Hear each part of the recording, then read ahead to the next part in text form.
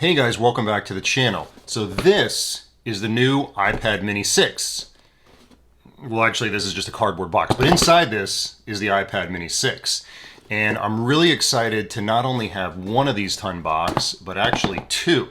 Yes, I did buy two. I'm not going to keep both of them, but I got them in two different colors because I wanted to see which one I would like the best. It's kind of hard to tell from the video that Apple showed which one would be the best color that I would prefer. If you want to see the video that I posted earlier this week, you can click this link somewhere above my head. It's probably up there somewhere. But I'm really excited to get to the unboxing of these two as I've been looking forward to using them, seeing how they stack up with my iPad Pro, my iPhone 13 Pro Max that I just got yesterday. I realize I'm a couple days behind all the other unboxing videos that have been out there, but I was out of town. I did have some delivery delays, but I have them both in my possession now. So without waiting any more time, let's get right to them and see what these things are like.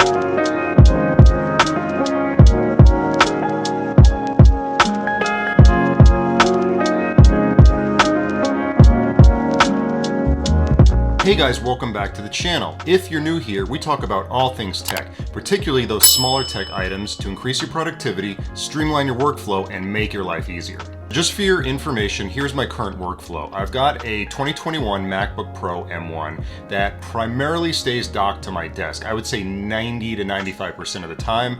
I use that for editing videos in Final Cut, editing some audio. I may check some emails, do some web browsing because it is attached to a 27-inch Acer screen that looks really great, and sometimes I just like to have that extra screen real estate to work on some projects. So that's my main rig for doing most of the work that I do with this channel. Then, as I said earlier, I do have an M1 2021 iPad Pro that I use for anything where I'm gonna need to be mobile. So if I need to travel, if I need to maybe do some work but I'm not gonna be home, that thing is great. I got the 256 with 5G, so it's amazing to have that capability in order, if I don't have a Wi-Fi signal or maybe my phone, I can't get to it for some reason. I love the iPad, especially with iPad OS 15. It's made things a lot more smooth in terms of multitasking and other things. So I would say that my iPad is my main productivity machine on a day-to-day basis. And then of course, I just picked up the iPhone 13 Pro Max. I'm gonna be doing another unboxing and video about my experience with that later, but I've been looking for something kind of in between my iPhone and my iPad because while the iPhone is great at what it does, the screen is not perfect for things like consuming videos, playing games sometimes, and then my iPad is just a little bit too big for that stuff. I mean, it's great at videos, but sometimes if, like I'm in bed and I want to watch a video, that iPad is kind of a monster. It's like really heavy, very hard to hold with one hand. I thought that maybe the Mini might be the perfect solution in between those two. And with the redesign this year, it made it even more appealing. So let's get into the unboxing and then I'll talk about the features and other stuff that I'm gonna be using it for once we get it out of the package. All right, so we've got both iPad mini boxes down in front of us. You'll notice that the one on the left is the purple variant, and that one goes from pink to purple in the logo. And the space gray is on the right. That one goes from a sort of a dark blue to a lighter blue. Not really sure why they use blue, but I guess maybe because black wouldn't show up very well.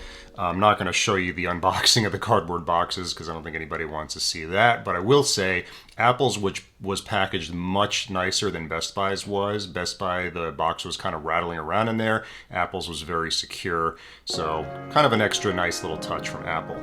So this year we have the nice pull tabs from Apple, so there's no need for a knife or scissors or anything like that. So let's open them both up and see how it goes. So first we're going to open the space gray, since I think that's the one that most people will probably end up getting, but I'm not really sure about that.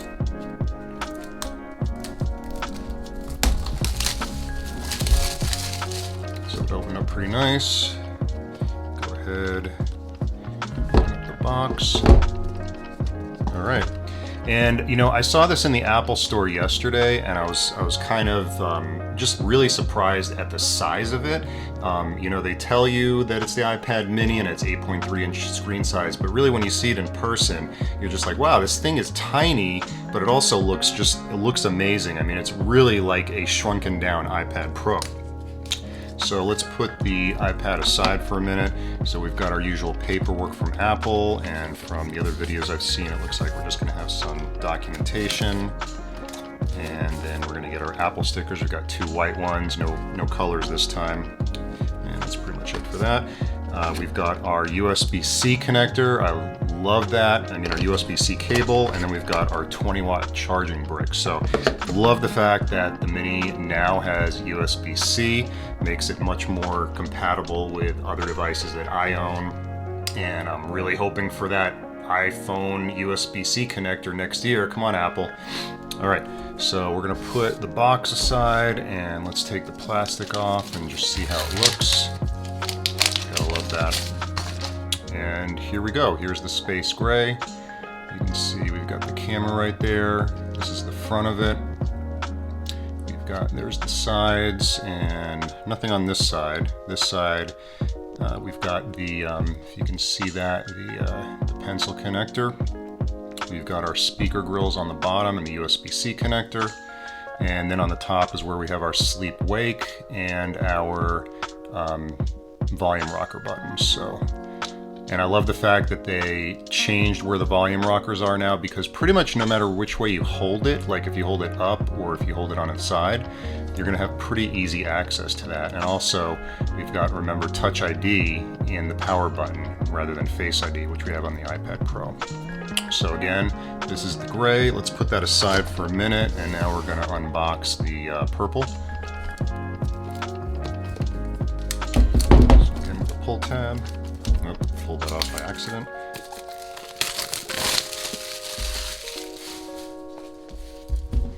Okay, so here we've got the purple.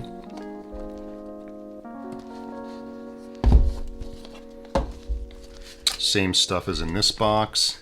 Would be really nice if they had the color matched USB-C cables like they do with the iMacs, but I guess it's a little bit too much to expect from Apple.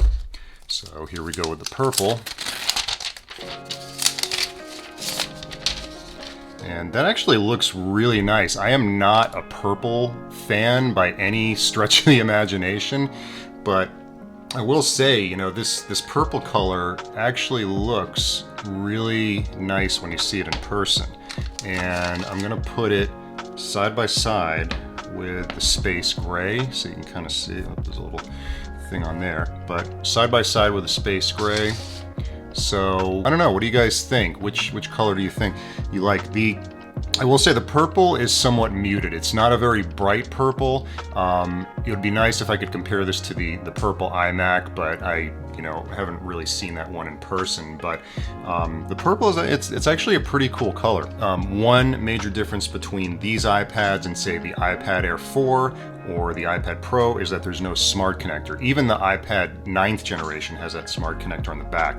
So I guess Apple decided to leave that out because they didn't think a lot of people were going to be using these with keyboards.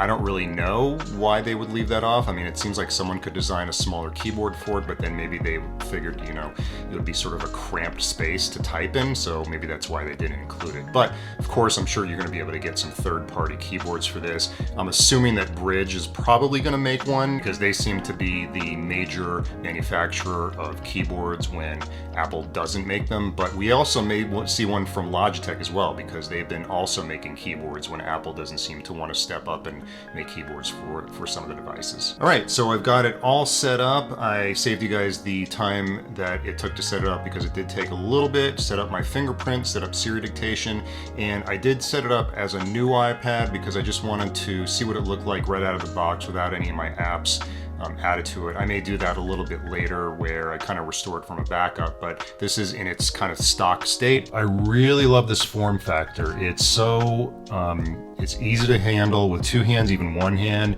I think this would be an amazing reading device. In fact, if we go into books, you can kind of see, like, let's see if we can just kind of do a sample of this.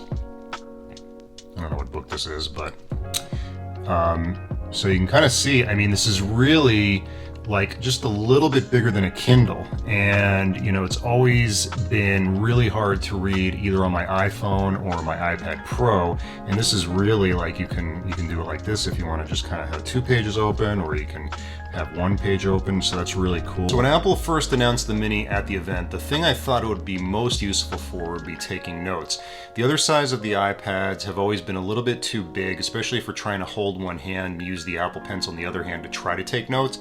The Mini is actually the perfect size to do this because you can really easily hold it with one hand. I mean, I've got pretty big hands, but it fits comfortably into my hands, and I think anybody, even with smaller hands, would be able to use this. Take your pencil off, and then you can swipe up to make a quick note, and you're just putting a note in right away. Now, if I could actually write and I had good handwriting, everyone says my handwriting is atrocious, so it would probably look pretty good, but you can kind of get the idea. You can easily do a quick note, works really well. You can write into Spotlight search, and overall the pencil with the iPad Mini is just like, it's a winning combination. It works really, really good, and I can't wait to use this more in practice to see how it goes. And even in landscape mode, this is going to be great to write with because it's still easy to hold with one hand from here. Okay, and of course, you know, the great thing about the Mini is its use as a video streaming machine or video consumption machine. Here's an example of a trailer from Apple. You can see it looks really great. Of course, with the Mini, we are missing the 120 Hertz from the iPad Pro. We are missing the Mini LED screen, so it's not going to look as sharp as a 12.9-inch iPad Pro, but it does look really good. I tested out the speakers, and the speakers sound surprisingly good now that they've upgraded them. It actually has stereo sound versus the old kind of mono sound on the old iPad Minis. In addition to notes, I think this is probably going to be the second or even first most used thing for most people because it's really just a fantastic device for consuming media. It's very easy to hold in your hands. I could see laying in bed watching this with no problem. So just really quickly to touch on the volume button position and Touch ID. Since the volume buttons have been moved on this year's iPad Mini, you're going to want to be a little bit careful as to how you hold it because you can see in this orientation the volume buttons are down here, and that makes them a little bit harder to get to. It's going to be, I mean, you can reach them, but it's kind of annoying. So either you're going to want to hold them in this orientation where the volume buttons are up here, or you're going to want to hold it here where the volume buttons are on the right side, because otherwise they're going to be a little bit misaligned with your fingers. So that's something to kind of take into consideration. It's not a huge deal. Again, the same thing holds true with Touch ID. So the Touch ID button is right here, but I made the mistake of only setting it up with this finger. So if I put it in this orientation, I have to reach down here to do it, which, you know, again, not a huge deal, but it's a little bit more inconvenient. So if I put it on this side, I'm going to have to reach over with this finger if I want to unlock it. But what I should have done is set up Touch ID with this finger, so now whichever orientation it's in, I'm going to have easy access to unlock it. So just something to kind of take into consideration. It's something I didn't think about because with Face ID on my iPad Pro, you don't really have to worry about that. It's more of a matter of is your face close enough to the device. So right here you can see the size difference between the two models. It's just glaringly obvious. So you could see how this device would be amazing for using it for streaming, gaming, things like that. This is definitely going to be your productivity powerhouse. Not to say that you can't play games or watch movies on the iPad Pro, but you can just see from a comfort perspective how this device is very easy to just kind of throw in your bag, going on a flight. Maybe you're just looking for something to give to the kids in the back of the car. But this is going to be such an easier device, I would say, for probably 95% of the people who buy it to kind of grab and go and take with them. This is more of a device that you can use on a mobile basis, but you're going to be using it more in situations where you really need to get some major work done, not where you're just going to take it and watch a movie somewhere. That being said, if I was taking a really long flight, I would probably take the iPad Pro over this because not only can I watch movies and play games and things like that with this, but I can also use it for getting some real work done while I'm on that maybe 10-hour flight. And if I'm going to be doing that, I can put it on a tray table or in my lap, and I know that I have a lot of battery life, and I'm going to have a lot of flexibility on my trip. So who do I think this iPad Mini is for? I think it's for anyone that considers the iPad Pro too expensive, too big, too powerful. I think the best uses for this iPad mini are going to be for students who need to take notes really quickly, or even anybody, researchers, people in the field who need to take notes. It's going to be a great device for that, paired with the Apple Pencil. I also think it's going to be a great device for people who like to consume a lot of media, whether it's streaming videos, whether it's just browsing the web and email. It's going to be a great device for that because it's something you can pick up really easily, throw into a bag. I would definitely suggest getting a case for it because I could see this getting damaged really easily. So that's not to say that this thing isn't powerful, because it really is. It's got an A15 processor in it, which is the same one that's powering this year's iPhone 13s. But with an app like Shift Screen, you could actually use this to power a second monitor, and it could very well become a secondary machine to use for some of those tasks. If you watch my video from a couple months ago on the Satechi aluminum iPad stand, it almost seems like the iPad mini was made for that device. It fits in perfectly. It uses USB-C, so there's no dongles or anything like that. It has an HDMI port, which makes this very easy to use with an external monitor. It has slots for USB sticks, for SD cards. So I would highly recommend, if you're getting the mini, take a look at that. I'm going to link the video up here so you can see what it's like. It does cost $99, so it is not cheap, but I think this is a perfect device, especially if you're planning on hooking up an external keyboard and you're planning on keeping this on your desk, or maybe you're even going to just take it with you, because it's great to prop up the mini. And if you're going to be sitting in a hotel room, maybe you're at a desk, this would be the perfect accessory to get for this device. So as I said earlier, I did go with a 64 gig version because I already have a 256 gig iPad Pro, and I didn't really feel like I was going to need a ton of storage on this device, since most of what I was going to be doing with it was either working from the cloud or streaming.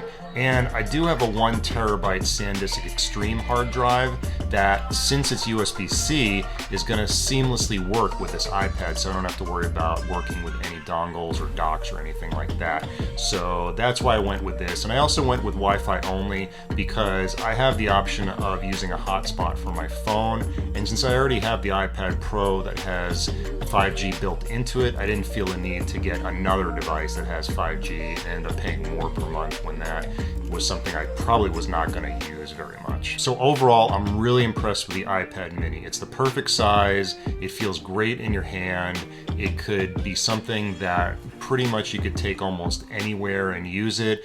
I'm really looking forward to testing it over the next week or so to see if it's something that I would really like to keep and that's going to fit into my everyday workflow. As always, I'm really curious to hear what you guys think. Did you end up picking one of these on launch day? Were you kind of waiting for the unboxings to see what other people thought? If you did pick it up, are you happy with it? Do you think you're going to be returning it? I'm really anxious to hear what everybody else thinks, because so far, with everything I've been seeing and reading, it seems like this has been a major hit for Apple right out of the gate. So hey guys, I really appreciate everyone taking the time to watch this. I'm so excited about all the new subscribers we've picked up over the last couple weeks. If you're not subscribed, please consider doing so below and clicking that notification bell, as it helps me to grow the channel. I'm planning on making another video after I've had a couple weeks to play around with the iPad mini, so you can expect to see another video very shortly. I'm also going to be making another video on my iPhone 13 Pro Max if you guys are interested in that. And of course, any new Apple products that come down the line in the next month or so. I know there's rumors that we're going to get another Apple event this month. So again, thanks very much for watching, and I'll see you guys next.